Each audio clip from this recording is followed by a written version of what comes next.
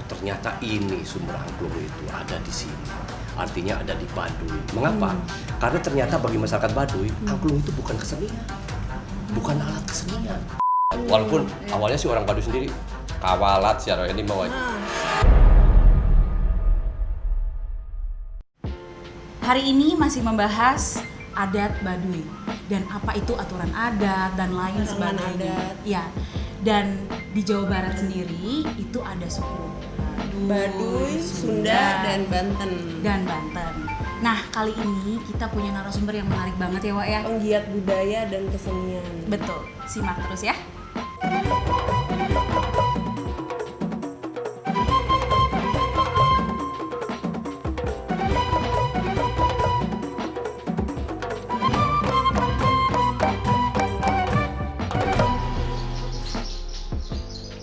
Perjuangannya dalam Sanggar Seni Ciwasiat dan regenerasi untuk putra-putrinya ya. Semua putra-putrinya itu Ya. ada darah seninya, Seni yang ada kental yang banget. menari Bener. dan lain-lain banyak banget ya. Kayak model juga ya, Wak. Model juga. Ya. Jadi buat kalian jangan lupa untuk subscribe channel ini dan terus duduk manis untuk kita ngobrol-ngobrol banyak dengan narasumber kita yang satu ini. Sampurasun, Pak Rohendi. Rampes, kabeh pun, waalaikumsalam. Gimana kabarnya Pak Rohendi? Alhamdulillah baik, sehat. Sehat. Alhamdulillah. Perjalanannya gimana Pak tadi kesini? Ya perjalanan harus dinikmati. Harus dinikmati ya Dan Pak. aman, ternyata. Aman dan lancar. Lancar ya. Iya. Tidak seperti sebelum pandemi ini. Wah, ramai. Biasanya macet banget Sekarang tuh, Pak. Ya, Di Banten PSBB nggak Pak? PSBB. Oh, ada Tapi PSBB. ya. Oke. Tapi karena tidak merah ya. Ini iya. jadi masih agak sedikit longgar dibanding DKI atau Bogor. Iya. Oh, oke. Saya tahu nih kebetulan kenal dan tahu Pak Rohendi dari 2012. Oh, tuh. yes. Pas Terima kasih. acara Sewa Baduy kebetulan. Oh, iya. kan keluarga aku diundang tuh Oh, ke acara betul. Sewa Baduy. Ya. Walaupun belum banyak ngobrol tentang Pak Rohendi tapi udah ngeliat nih sosok Pak Rohendi. Iya, betul banget. Terus kemarin juga kita sempat ke rumahnya Pak Rohendi. Oh. Kita udah ngobrol-ngobrol banyak juga Pak. Dan kita tertarik banget dengan Sanggar Seninya Bapak, Sanggar Seni Ya, Ciwasiat. Ciwasiat. Gitu ya. Saya menyebutnya itu rumah perjuangan. Oh, Rumah perjuangan budaya ya tentunya ya. Iya. karena- Nanti kita akan bahas lebih dalam tuh soal itu. Boleh ya Pak ya, Oh, kita boleh, tanya-tanya. boleh. Mudah-mudahan bermanfaat ya bagi para Iya, nonton amin ya. Pak. Nah, saya mau tanya nih Pak, apa betul asal usul angklung itu dari Baduy? Ya. Ini pertanyaan yang banyak ditanyakan tetapi juga banyak juga versi-versi ya. Oh, banyak dari versi. Karena saya penggiat kesenian dan pelaku juga, yang saya tahu awalnya angklung itu ada di Bandung, dimainkan orang banyak dengan nada diatonis. Iya. Nada diatonis itu tujuh nada do re mi fa sol la si do, Iya. sehingga dia bisa mengiringi musik dunia, lagu-lagu dunia, dan dia keliling kemana-mana. Saya pikir wah hebat, angklung berarti dari Bandung ya, dari Jawa Barat. Awalnya nih ya Awalnya Pak. gitu. Ketika saya tahu masyarakat Baduy, masyarakat Banten Kidul, oh ternyata ini sumber angklung itu ada di sini. Artinya ada di Baduy. Mengapa? Karena ternyata bagi masyarakat Baduy, angklung itu bukan kesenian, bukan alat kesenian. Angklung itu alat ritual. Sampai merinding saya ngomong begini. Oh, Ya, tapi pun para pun. Iya. Jadi ketika dia akan menanam padi, itu supaya padinya tumbuh dengan baik, itu disajikanlah musik angklung. Angklungnya itu dibuat jauh sebelum proses penanaman padi, itu diunun namanya di atas, disimpan di atas perapian. Nah, dan dibuat beberapa hari menjelang ngase menanam padi. Menanam padi. Makanya bagi masyarakat Baduy, menanam padi itu bukan menanam padi. Dia menyebutnya ngasek atau yang lebih ritus lagi, ngawinkeun Sri Kabumi. Oh, Dewi Sri ya? Ngawinkeun Sri ya. Oh. Terkait dengan mitos Dewi Sri. Ngawinkeun Sri Kabumi. Ya. Ketika ngawinkeun, sama dong kalian nikah pasti pakai seremonial dong, Oh, iya. pakai hiburan, Betul. pakai Dihantarkan organ, dulu. iya. Maka dihantarkanlah dengan angklung itu. Jadi sebenarnya angklung suara ritual, alat musik ritual. Dan di Baduy sendiri nyebutnya angklung Pak tuh. Ya angklung, angklung. Nah kemudian para ilmiawan, para musikolog gitu ya melihat, wah ini potensial. Dari nada yang cuman 5 ya, Daminatila. Aslinya 5. Pentatonis. Oke. 5. Kemudian ada sosok yang paling dikenal itu Daeng Sutigna, Pak Daeng, yang kemudian bentuknya seperti itu, wujud organologi angklungnya. Iya. Lalu dia bikin dengan angklung yang lebih kecil dan lebih banyak dengan nada yang diatonis. Dikembangkan lah ya, Pak. Dikembangkan. Jadi angklung yang kita lihat yang sering tampil di Iya. luar negeri di Iya. hari-hari besar Iya. nasional itu adalah pengembangan dari angklung Baduy dan angklung-angklung di Banten Kidul. Mungkin bukan hanya di Baduy, tapi karena Baduy sebagai tempat yang paling dulu, paling tua dan sampai sekarang masih berlaku istilah ritual dengan angklung itu, maka saya meyakini angklung dari Baduy. Itu. Berarti Baduy itu adalah tempat tertua ya? Wah, namanya juga Wiwitan loh. Iya. Orang sana menyebut bahwa ini tanah Wiwitan. Tanah Wiwitan itu, Wiwitan dalam bahasa Sunda itu Iya. pertama, Wiwitan. Iya. Agak banyak pun Wiwitan. Wiwitan. Sundanya pun Sunda Wiwitan. Sunda Wiwitan. Iya, sering saya dengar tuh. Nah itu makanya semua yang Wiwitan sifatnya suci. Makanya dia menyebut Mandala. Oh. Mandala itu suci. Oh. Mandala itu tempat yang suci. Iya. Nah, Kanekes itu oleh masyarakat sana disebut Mandala Kanekes. Oh. Tempat suci, maka semua yang ada di situ harus suci. Ketika angklung dibawa keluar, ya oke untuk entertain, Iya. untuk kebutuhan musikologi, untuk kebutuhan hiburan, Mm-mm. sudah tidak lagi bernilai ritual. Esensi awalnya udah Esensi beda awalnya, ya. Iya. Pernahkah angklung Baduy dibawa keluar? Ya pernah, untuk hiburan. Iya. Tampil di Karawaci, tampil di istana, tampil di mana-mana. Angklung Baduy, orang Baduy ya. Itu Dan nggak masalah beda, itu ya, nggak Pak? masalah. Heeh. Tapi niat Tujuannya udah tujuannya beda. bisa berbeda, Iya. berbeda. Dan kalau kita mendengarkan secara tampilannya juga suaranya, kesan yang kita lihat dari tampilan ketika angklung Baduy ditampilkan di luar juga beda ketika kita melihat pada saat ngase. Sayangnya upacara ritual ngase tidak bisa dieksplor dan Nah, tidak saya bisa baru mau tanya tuh, Pak. Iya. Baru Benar. Baru mau tahu. Sayangnya tidak bisa, dan kita harus menghargai itu. Iya, Kita iya, harus iya. menghormati Iya itu mau dong. tidak mau. Apalagi saya sebagai penggiat kesenian, Iya. sebagai pecinta pelaku, ya saya harus sangat menghargai. Jadi kalau saya mau mengembangkan, ya kembangkanlah yang lain di tempat yang lain dengan gaya yang lain, Iya. walaupun sebenarnya tetap dari situ. Tetap Jadi asal-usulnya. pertanyaannya juga tadi, benar Pak? Benar. Benar. Jawabannya. Oh. Gitu. Nah, saya ini mau tanya nih Pak, balik lagi tentang tatanan adat. Nah, kita masih bingung ya Pak, kayak masih ada orang-orang yang menggunakan teknologi saat ini, Iya. handphone, dan mereka sudah jadi YouTuber Pak. Iya. Nah, itu tuh gimana sih Pak sebenarnya tentang tatanan adatnya? Iya. Terus kok bisa ya gitu seorang Baduy? Karena gini, kita sebagai orang Jakarta gitu kan, kita tahu Baduy itu tidak boleh ada teknologi di sana.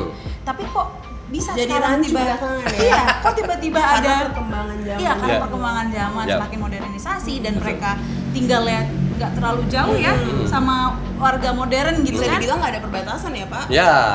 Deket banget. Hanya tembok gitu. ya, Wak. Iya, jadi saya pengen tahu nih kalau menurut Bapak tuh gimana sih tentang Iya. tatanan adat dan teknologi Oke. itu sendiri?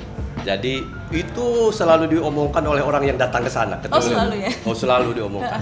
Kalau saya selalu berpikir bahwa modernisasi, bahwa globalisasi itu tidak bisa dibendung kemanapun, Iya, benar. kemanapun. Karena Baduy tidak ditutup oleh tembok yang tinggi, Iya. sehingga tidak bisa terkoneksi dengan masyarakat luar. Itu satu alasan. Jadi hal itu adalah keniscayaan ketika orang luar bisa masuk ke Baduy. Iya. Tapi dalam tatanan adat Baduy sendiri, Baduy itu kan ada dua, ada Baduy Dalam. jero, Baduy Iya. dalam, dan Baduy panamping atau Baduy luar. Oke. Baduy luar itu siapa sebenarnya? Baduy luar itu sebenarnya asalnya sih orang jero. Sebenarnya 3 kampung itu yang suci, Iya. Cikesi, Cikartawana, sama Cibeo. Mereka anak beranak dong. Iya. Nah, tidak mungkin juga hanya di 3 kampung itu. Dan orang dalam itu kan ada beberapa kebutuhan yang tidak ada di alamnya Baduy dalam. Iya. Misalnya garam, Garam. orang butuh garam dong. Iya, betul. Maka anak-anaknya dari orang-orang dalam itu dia suruh keluar dan Iya. kemudian membuat rumah di luar. Itu yang kemudian disebut Baduy panamping. Awalnya tuh Awalnya gitu, begitu, ternyata. awalnya. Jadi dia memang suruh keluar. Ngapain gua di luar ya? Nanya ke orang tuanya. Ya kamu usaha untuk cari kebutuhan buat bapak dan mamamu di dalam Di gitu. dalam, oke. Nah, maka Jadi, dia berarti boleh Pak orang Baduy luar berusaha ya boleh. Ketika boleh, kalau begitu pegang handphone pun boleh dong. Iya. Nah, kan di luar Oke, Baduy oke, panamping oke. itu yang kemudian orang Baduy luar nyaris sama dengan orang yang luar Baduy. Iya. Iya. Nyari sama, dia pegang handphone, Iya. ada YouTube dia bikin konten, ada Facebook dia bikin akun dan Iya. sebagainya. Sama, bahkan sekarang sudah mulai jualan via online juga. Iya, betul. Boleh? Boleh. Karena kata Baduy Dalam, yang penting kalian tetap melaksanakan adat selama berada di tanah ulayat. Jadi Iya. Baduy Dalam dan Baduy Luar itu ada tanah ulayat, hak ulayat Iya. yang sekian ribu hektar, mohon maaf, untuk ditinggali oleh orang Baduy. Jika orang Baduy benar-benar mau keluar, lepas banget dari tradisi adat, dari kepercayaannya, dari agamanya, maka keluar dari tanah ulayat. ulayat, iya. Nah, itulah yang kemudian ada yang terjun ke politik, ada yang jadi pengusaha, ada yang jadi PNS. Sejarah pun mencatat demikian. Karena dari zaman Kesultanan pun ada anak Puun yang kemudian keluar dan menjadi abdinya Sultan, diangkat jadi menantu dan kemudian menurunkan cendekiawan-cendekiawan Batembangan. Itu ada yang. Jadi artinya ada sejarahnya seperti itu. Boleh? Ya boleh. Yang jelas di 3 kampung suci itu yang kita menyebutnya Tangtu, kampung Tangtu. Ini yang harus benar-benar clear dari modernisasi. Maka kalau orang Baduy luar yang bawa handphone, kewajaran karena dia kan alibinya untuk usaha, Iya. untuk menutupi kebutuhan Baduy Dalam. Karena dia turunan dari Baduy Dalam kan gitu. Jadi pertanyaan boleh? Ya boleh. Dan itu kejadiannya. Jadi ada Baduy Dalam, ada Baduy Panamping, ada Baduy Luar. Baduy Luar tugasnya adalah menjaga Baduy Dalam, menjaga segalanya, ekonominya, keamanannya, pengaruh-pengaruhnya dan sebagainya. Oh, jadi tuh ini menarik juga ya, baru dengar loh. Baru tahu juga. Baru dengar bahwa ternyata Baduy Luar tuh asal usul terbentuknya adalah untuk memenuhi Kebutuhan kebutuhan Baduy Dalam. Kebutuhan Baduy Dalam. Betul. Berarti yang paling penting banget tuh dari Baduy berarti 3 kampung di 3 Baduy kampung. Dalam itu. Betul, Iya. betul. Ya. Terus di umuran saya ini kan saya sering mendengar ada orang Sunda, orang Baduy, dan banyak gitu. Maksud saya gini, berarti Sunda itu juga beragam ya. Sunda itu beragam gitu. Dan waktu itu kita sempat cerita-cerita Pak. Iya. Terus ada konspirasi sedikit nih. Asik. Gimana tuh? Yang saya dengar katanya Sunda itu pertama kali orang Sunda itu adalah memang Baduy. Itu gimana sih Pak? Oke. Saya pengen Ini tahu memang nih. agak sensitif nih. Agak sensitif. Karena sekarang Ah. sudah menjadi wilayah administrasi nih. Iya. Ketika betul. menyatu dengan Jawa Barat tidak masalah dong. Tidak sama. Tatar Sunda is the West Java kan begitu Iya, ya. betul. Tapi kalau sekarang Tatar Sunda itu kan menjadi 2. Bahkan menjadi 3. Artinya ada DKI, Iya. ada Jabar, ada DKI, ada Banten. Iya. Terpisah secara administrasi.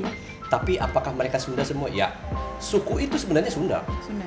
Suku Banten nggak ada. Suku Banten ya. Suku Banten nggak ada. DKI pun bukan suku. Hanya Apa? orang Banten Wilayah. ada.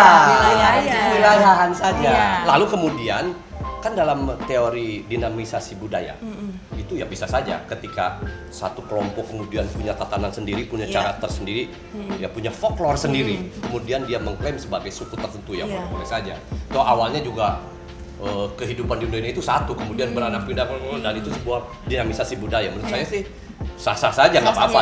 Jika disebut ini budaya Betawi, boleh, nggak apa-apa. Dan memang sudah terbukti beberapa. Cuman kan ketika dilihat akarnya dari mana. Nah, bicara tadi sebenarnya Sunda ini banyak Pak. Sunda tetap satu menurut saya. Tapi kemudian menjadi style-style Sunda yang lain itu ada banyak. Saya bilang bahwa Jawa Barat Sunda, iya. Banten Sunda, iya. Tapi Sundanya berbeda, iya. Ya gitu ya. Sundanya berbeda, iya. Kalau ditanya sebenarnya Sunda yang tua yang mana? Nah itu kan. Yang menarik kan itu. Itu menarik, Pak. Sunda yang tua yang mana? Nah, Sunda ketika kata Wiwitan sebagai dalam penerjemahan bahasa kitanya Wiwitan itu adalah pertama. Wajar dong kalau saya mendefinisikan bahwa Baduy adalah orang Sunda pertama. Iya. Wajar dong. Berarti kalau begitu bukan Siliwangi dong yang pertama, bukan kerajaan Pajajaran yang besar yang pertama. Menurut saya sih Pajajaran ada setelah Wiwitan itu jauh lebih dulu ada. Iya.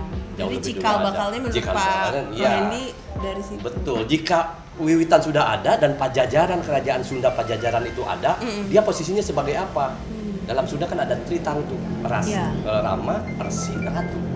Jadi filosofis kehidupan Sunda itu Tritangtu 3. Boleh dijelaskan sedikit nggak tuh Pak? Menarik nih. Boleh. Menarik loh Pak. Iya. Rama, Resi, Ratu memiliki fungsi yang berbeda. Resi urusannya dengan ketuhanan. Iya. Oke. Rama urusannya dengan horizontal ya. Haluminanas Dengan, ya. Nah, ratu urusannya dengan pemerintahan, Oh. gitu, politis, negaraan dan sebagainya. Ratu, makanya disebutnya ratu kan dulu awal. Iya. Ratu, raja, tuh kan Iya, gitu ya. betul. Kemudian Rama urusannya dengan pendidikan, dengan kebudayaan. Kalau resi urusannya dengan Tuhan. Makanya 3 kampung penting itu yaitu ada Cikresik untuk urusan resi menurut saya, ada Cibeo untuk urusan Rama, dan ada Jakarta untuk urusan ratu. Jadi kalau Jadi Seba Seba itu kan orang Baduy pada keluar Iya. ke pemerintah melaporkan apa yang disampaikan oleh amanat Tu'un tentang alam, tentang segala Iya. macam. Ngasuh ratu, ngayayak mena. Iya. Tugas Baduy itu begitu. Disampaikan pada pemerintah.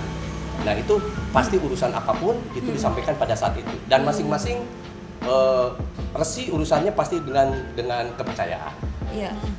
Kalau kenegaraan biasanya keluar dari Cibeo. Kalau dengan perkembangan kebudayaan kesini dan sini biasanya dari Jakarta. Jadi itu masing-masing punya itu dan sampai pada saat Seba. Nah, itu kalau tentang cerita itu. Masing-masing. Kalau dibahas panjang Panjang banget. banget. Panjang Nanti banget. lanjut aja. Hampir identik dengan agama. Iya. Iya. Filosofis itu hampir identik. Tapi kalau boleh saya jelaskan, itu yang paling intinya itulah. Intinya. Nah, jadi dari sejak zaman Pajajaran dulu, Rama Resi Ratu itu menjadi 3 tatanan yang menjadi menjadi sokong guru dari pengembangan kerajaan. Jadi pasti dari sebuah kerajaan ada resinya yang urusan Iya. agama, ada yang urusan pendidikannya, bagaimana melatih perang dan sebagainya, ada juga yang urusan kenegaraannya politis, begitu. Berarti itu struktur pembagian ibaratnya tugas sendiri di pemerintahan lembaga adat Baduy itu cukup ini Ya, Pak, sebenarnya. di Cukup Baduy itu lengkap. kan ya cukup lengkap. Tapi karena Baduy dari sejak zaman kerajaan Sunda Pajajaran, kemudian zaman Kesultanan itu sudah ada dan mengakui keberadaan pemerintahan, pemerintah dan Seba dilakukan Iya. untuk melaporkan. Ya, di Baduy sendiri ada satu jaro, ada satu tugas yang memang untuk menyambungkan dengan pemerintahan. Iya. Namanya jaro pamarentah. Iya.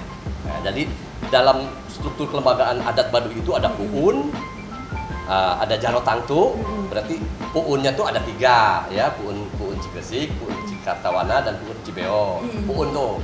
Kemudian ada ke bawah Puun itu ada Jaro Tangtu, berarti Jaro itu pemimpin Tangtu, pemimpin secara keseharian gitu ya.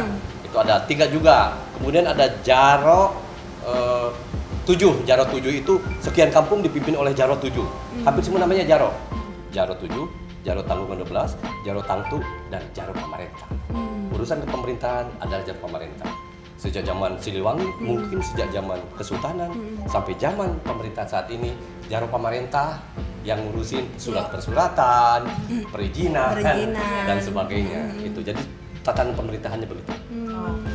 Ya, Sunda ya tadi belum bisa jawab ya. Ya. Sundanya beda dong dengan Priangan, beda sekali. Oh, beda. Karena di sini ada Baduynya, ada wiwitannya, maka nyaris Sunda yang ada di Banten keasliannya terjaga. Contoh yang paling kasat mata adalah bahasa. Orang Banten kalau diterjemahkan oleh orang Sunda Priangan, Bandung dan Priangan Timur, pasti bilangnya kasar. Oh, Iya. Hei, keur naon dia? Aing betah karegetas nyatu. Kalau otak orang Priangan gitu amat. Mengapa dia kok begitu jadi beda? Karena ada proses asimilasi, ada proses akulturasi, ada proses percampuran dari Mataram. Dulu kan Sunda sempat ini juga Mataram. Iya. Di kerajaan Sunda yang di Galuh. Berarti sama kayak Jawa ya Pak ya? Berarti kan ada, kalau di Jawa kan juga gitu ya, Betul. katanya ada Jawa Timur tuh Nah, yang Mataram kan kerajaan yang berada di Jawa. Iya, itu nyambung Karena ya ada Pak keturunan berarti. juga turunan ya. Jadi ada undak usuk dalam bahasa Sunda. Menjadi ada ke bawah begini, ke sesama begini, ke atas begitu. Ada undak usuk. Kalau saya bilang aslinya Sunda, tidak. Sunda itu egaliter, sama saja. Aing, dia, nyatu atau kepada nyatu. Aing, dia, diuk atau diuk. Aing, dia, dahar gitu ya. Sama ada bahasa abdi. Nah, sebenarnya abdi nggak ada di. Oh, abdi Itu berarti kan Abdi ada. itu Priangan. Oh, iya. Abdi kalau di dia kalau nggak kula, aing kami Oh, kesendiri. gitu. Kalau di Priangan. Sunda Priangan Baru ada abdi. Abdi, Abdi, kuring, kuring. gitu ya. Kalau aing itu udah sangat kasar, di Kasar, sana. iya, Kalau iya. di Banten ya biasa. Di Banten itu Sunda biasa. Priangan tuh biasanya kalau sekarang tuh wilayah mana aja sih Pak yang termasuk Ya dalam sebenarnya kategori Sunda Priangan? Bogor, Pakuan kan dulu kerajaan konon katanya ya kerajaan Pajajaran itu berada di Bogor. Iya. Tapi kemudian sempat juga di sejarahnya kan ada di Ciamis. Ya, jadi ada di Sumedang juga. Bahkan kerajaan Sunda yang terakhir itu di Sumedang Larang ya. Iya. Sumedang Larang. Tapi kemudian di Banten tetap ada juga Pucuk Umun yang kalah oleh Hasanuddin dalam satu peperangan dan kemudian Islam. Nah, itu kemudian babak Sunda berganti ke Kesultanan Banten. Nah, jadi kenapa saya boleh bilang tua? Ada satu naskah yang menceritakan bahwa ternyata kerajaan yang tertua itu ada di Banten. Namanya Salakanagara. Dari mana? Dari naskah Wangsakerta dan dari berita Cina yang menyebutkan bahwa tahun 320 loh, sudah ada kerajaan Sudah ada di ujung kerajaan. barat Pulau Jawa. Berita di Cina. Iya, dari berita Cina sama naskah Wangsakerta. Namanya Salakanagara. Itu ada di Pandeglang. Baru tahu ya. Nah, ini tuh nggak ada di buku-buku sejarah ya Pak ya? Maksudnya Ada kayak, ya. kayak kita belajar di Kalau di sekolah tuh ini kita nggak terlalu mendalam. nggak terlalu mendalam soal Ya ini. betul, ini hanya para pecinta sejarah saja. Karena kan begini, sejarah itu akan sangat dipengaruhi oleh kekuasaan. Iya. Itu alasannya. Bahwa sejarah sebuah sebuah ketidakpastian dari sebuah kepastian. Pasti ada dalam sejarah. Kenapa ketidakpastian? Karena orang yang hidup pada saat itu nggak ada. Iya. Sehingga dipengaruhi oleh kekuasaan. Siapa yang berkuasa? Pasti sejarahnya bisa dipengaruhi. Betul Gitu. sekali. itu. Makanya persepsi juga bisa beda-beda Ya, dari setiap itu. orang. Iya. Makanya ada masyarakat sejarah Indonesia yang ingin meluruskan itu. Tapi kan tahapnya tidak mudah. Yep. Ada banyak pengkajian, ada banyak buku yang harus dirubah, termasuk pendidikan yang harus digenti Iya, bahan betul. ajarnya. Iya. Jadi tentu akan terus berkembang. Iya, Satu saat kita akan menemukan sejarah yang sesungguhnya. Karena kata para karuhun, hiji mangsa dia bakal nyaho sahaing. Gitu. Artinya satu saat kalian akan tahu siapa sebenarnya sejarahnya. Pak Rohendi, saya mau tanya lagi nih sama Ya. Bapak. Kita balik lagi ke Sanggar Ciwasiat. Oh. Nah, kita penasaran nih, pengen ngebahas. Tadi kan belum Ngebahas. tuntas nih, Iya, belum belum tuntas. banyak ya. Nah, itu motivasi Bapak apa sih mendirikan Sanggar Ciwasiat? Coba kita mau tahu sedikit tuh Kak sejarah-sejarahnya Ciwasiat nih. Ya, begini ya. Saya sejak lahir itu memang sudah di dunia kesenian. Ibu saya orang seni, bapak saya orang seni, nenek, kakek, uyut juga katanya orang seni. Jadi lahir saya di dunia kesenian. Kemudian hari-hari berikutnya masa anak-anak saya, masa remaja saya itu memang di suasana berkesenian. Sekolah juga sebenarnya bukan disuruh ayo untuk sekolah, tidak juga. Namun ketika saya tahu ada sekolah menengah konservatori Karawitan namanya SMKI, SMK lah sekarang di Bandung, saya kejar itu dengan biaya sendiri, menjual kambing yang saya rawat sejak itu, saya jual untuk bisa sekolah di Bandung, sekolah kesenian. Nah dari situ kemudian masuk ke wilayah dunia kesenian yang ilmiah gitu ya. Iya. Awalnya kan saya belajar di kampung untuk kesenian. Kemudian masuk ke IKIP, ke IKIP, Institut Keguruan dan Ilmu Pendidikan, juga jurusan sendera tasik, seni, drama, tari dan musik. Kesenian juga. Kesenian. Kok kalau memang Bapak mau keseni kenapa nggak waktu itu ada Akademi Seni Tari Indonesia. Ada Institut Seni Budaya, ada ISI ya, ada IKJ dan sebagainya. Kenapa saya Kenapa IKJ? keguruan gitu ya? Iya. Ya karena saya berpikir ya satu saat ini kesenian susah untuk digenerasikan. Satu saat saya udah kebayang anak-anak Indonesia jauh dari seni tradisinya. Apa yang membuat Bapak terbayang seperti itu saat itu? Karena waktu saya remaja itu teman-teman sebaya saya yang bukan satu sekolah ya, itu sudah ngajaknya ke band gitu. Udah beralih, Musik, udah beralih. Ya, main musik waktu itu rock lagi, slow Lagi rock itu lagi masuk-masuk rame, ya, rock lagi in-nya di masuk. Indonesia. Oh kalian lebih bangga begitu ya ketika dari sekolah SMP waktu itu ada tugas untuk latihan musik, itu stick drumnya sampai sengaja dikelihatan sama orang. Oh, biar keren ya Pak. Biar ya? keren, Biar bawa gue keren. enak band gitu. Tapi kalau suruh latihan tradisi gitu ya, bawa stick bedung itu umpet-umpet. Oh, malah dibetul. Artinya, oh berarti satu saat perlu ada guru yang konsen di kesenian untuk mengajarkan ini. Karena di enggak juga lembaga formal itu dibutuhkan untuk regenerasi. Iya. Nah, oke, makanya saya masuk IKIP alasannya. Padahal ada jurusan yang pure kesenian, tapi saya milih guru kesenian. Berarti dari muda Bapak tuh udah Udah mikirin kepikir, banget gitu ya. udah kepikirin Gimana bangsa ini nih nanti budaya. iya, betul. betul. Saya kepikir satu saat orang anak-anak Indonesia pengen tahu tentang wayang harus ke Amerika. Mengapa? Karena di Amerika, di Perancis ada waktu saya SMP ada dalang Katy ya kalau tidak salah, Katy Foley, itu orang Perancis sudah pinter ngawayang. Belajar dia dari dalang-dalang di Indonesia. Subhanallah. Justru Satu orang saat. luar lebih tertarik. Sementara yang sebaya saya nggak ada tuh yang mau belajar ngedalang. Iya. Berarti satu saat anak-anak kita mau belajar wayang harus ke Amerika. Iya.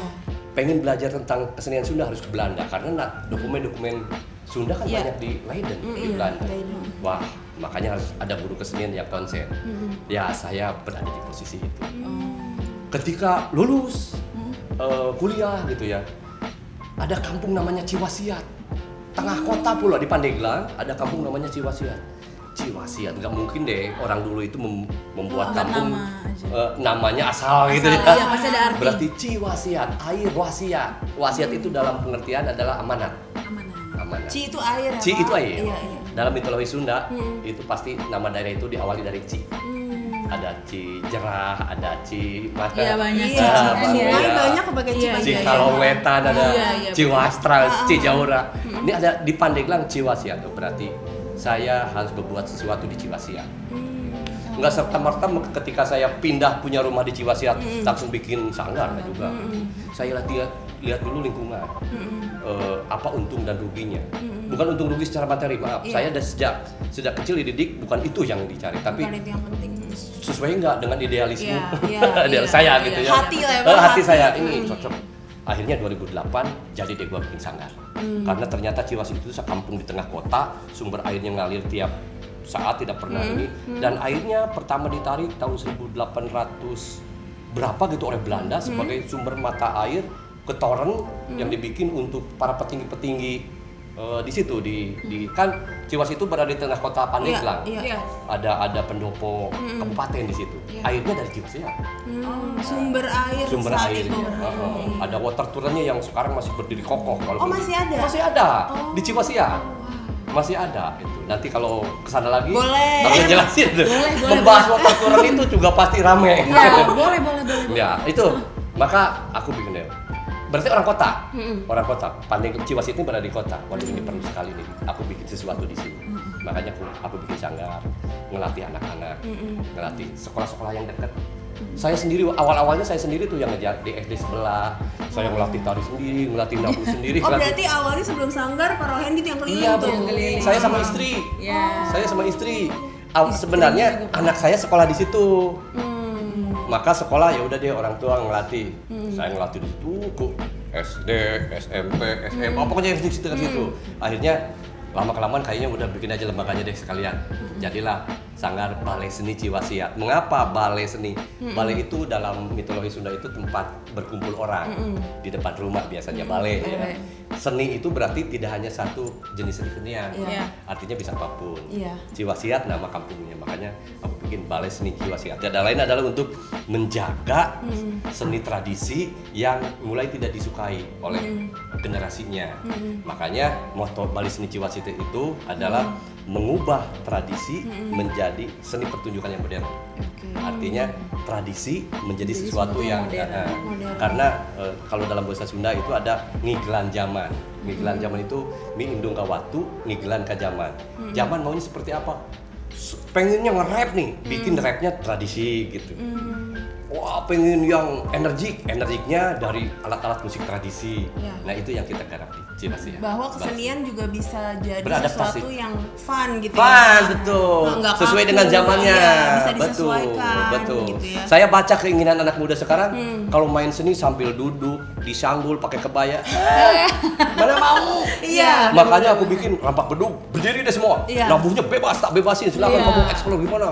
Wah, itu kok kemudian menjadi banyak anak muda yang tertarik Tertarik, gitu. iya. Wah, lumayan. Ternyata trik saya untuk menarik generasi itu bisa ternyata melalui Balai Seni karena berada di kota gitu. Iya. Ya kota Pandeglang lah ya, kecil. Sama saya juga mau tanya, Bapak itu kan muridnya udah banyak ya, murid ya berarti ya? Iya. Itu udah banyak banget dan katanya Bapak ini sudah sampai ke Belanda. Nah, itu penasaran banget nih. Itu tuh Bapak ke Belanda ke sana itu memperkenalkan alat angklung. Bener nggak sih, Pak? Atau Salah apa? satunya angklung. Salah satunya angklung. Begini, jadi ke Belanda itu sebenarnya bermimpi ya. Bermimpi ya. Bermimpi ya. Waktu saya membuat Jiwasraya itu kayaknya satu saat kita akan keluar negeri nih gitu kan. Bermimpi kan harus, Pak. Mimpi Cita-cita. Sanggar itu dia bisa menampilkan karyanya di daerah yang luar gitu ya. Nah, kami bikin sesuatu awalnya sebenarnya dari 2002 tuh membuat. 2008 kan Sanggar baru terbuat. 2008, 2009, 2010 kita berangkat ke Belanda. Karena kita main ya di posting Facebook gitu ya biasa awalnya, lalu ada yang nanya, "Ini siapa nih?" Kemudian datang ke Sanggar lihat, bisa nih ke luar negeri. Serius, cari sponsor. Ya, cari sponsor. Ternyata mencari sponsor untuk seni tradisi tak semudah Tidak dibayangkan. semudah yang dibayangkan. Tidak semudah. Sementara kita kontrak dengan Iya. eventnya itu sudah oke. Ketika H-2, sponsor nggak ada yang masuk. Sementara tiket harus dibayar, harus berangkat. Bilang, aduh kita nggak dapat sponsor. Kata di Belandanya kan di Den Haag ya. Den Di Haag. Tong Ferry itu satu event besar di Eropa, di Belanda yang nostalgia mereka terhadap Indonesia. Jadi sekitar Eropa tuh pada datang tuh setiap bulan Juni-Juli tuh ke Den Haag. Itu manfaatkan event itu. 2 hari lagi. Ya udah deh, apa yang bisa gua jual? Udah H-2 tuh, Pak ya. H-2. Karena saking saya ingin memperlihatkan aja pada dunia bahwa seni tradisi Banten itu bisa main di luar. Bisa main. Dan itu perjuangan bertahun-tahun Bapak dan Ibu Iya, tuh ya. karena kan Iya. pasti kalau Indonesia tuh yang dibaca Bali gitu Iya, ya, betul. gamelan Jawa gitu. Iya. Paling enggak kalau Sunda ya Jaipongan gitu ya. Banten kapan ya?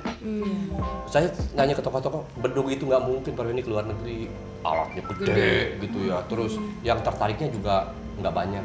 Wah, itu menjadi semangat saya tuh, motivasi saya, spirit saya untuk bisa, satu saat bisa. Pasti. Dan ternyata ketika saya sodorkan materinya, langsung tertarik. Nah, ya udah, gua harus berangkat. Makanya ketika 2 hari lagi nggak ada sponsor, udah jalan gimana nanti. Jalan aja. Sama istri, ya udah keluar. Bawa berapa orang tuh, Pak? Waktu itu kita ke sana 15 orang. Wah, banyak juga. Tim yang cukup lah ya untuk nggak besar juga, nggak kecil Iya. juga. 15 orang itu bisa nampilkan 4 bedug dengan, nah garapannya itu bukan hanya rampak bedug tuh. Kan unggulannya Ciwas itu tuh rampak bedug. Iya. Ya, rampak bedug itu karena hanya ada di Banten rampak bedug itu. Bedug panjang banyak, dimainkan dengan silat dan sebagainya, kita create. Nah, 4 saja karena 4 berarti 4 putra, 4 cewek berarti ada 8, yang lainnya pemusik dan vokal. Karena mewakili Indonesia, maka yang ditampilkan jangan hanya satu jenis kesenian, Iya. maka ada yang lainnya. Tanggung kalau Nah, cuma aku satu. jelasin pada dunia di sana bahwa nih angklung yang asli, makanya aku Iya. bawa angklung Baduy. Oh, iya. Angklung Baduy tampilkan di sana. Lagunya juga lagu Baduy. Nah, walaupun awalnya sih orang Baduy sendiri kawalat secara ini bawa.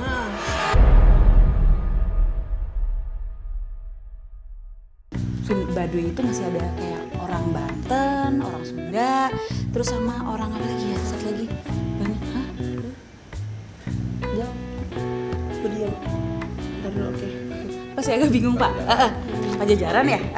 Jawa Barat.